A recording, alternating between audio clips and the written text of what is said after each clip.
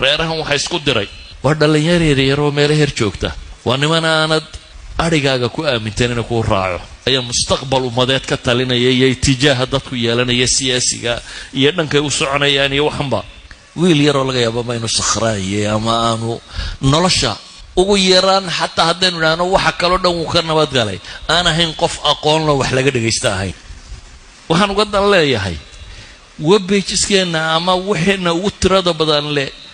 haddii amad shay taafiha buu ka warramayaa kubad iyo wax la nooca ama macsi buu ka warramayaa hees iyo wax la nooca wixii intaa ka soo hadhaa kuwa ugu caansan baan eegay waa kuwa reeraha isku dira reer hebel ma maanta toban laga dilay reer hebel baa caynkana ku dhacday reer hebel baa cayn ku dhacay waa kuwa noocaasi ah kuwa yowga ugu caansan nin nimanka social media ka shaqeeyo cadaan ah ayaa nin sheekho wadaadii wuxuu igu yidhi oo ay kambaniye isugu yimaadaan shaqo ayaan idhi buu yidhi war annaga kaayaga horta ma egtay kaayaga maxaa ku jira markaas wuxuu igu yidhi laakiin anuu soomaalida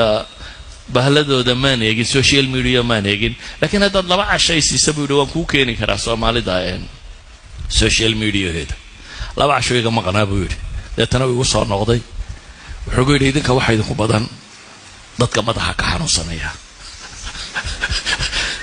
waa nin cad oo aan soomaali ahayn oo soomaali aqoonin laakiin markuu translate gareeya baadhay waa nin cilmiga aqoontan leh wuxuu yidhi waxaad daawataan waxay u badan yihiin dad aad moodo in wax u dhiman yihiin tiktok baad furaysaa buu leeyahy gabadh qaawan oo sii socoto soo waxna sheegi maysa buu yidhi way sii soconaysaa soo soconaysaa marka ma qof waa la miyaanay ahayn buu leeyahy ilaan waxna kuuma sheegin intay marada dhigato bay sii socotaa soo socotaa buu leeyahy waxna kama hadlayso marka xataa umamka kale markay eegaan waxayna waxay u soo baxay saatan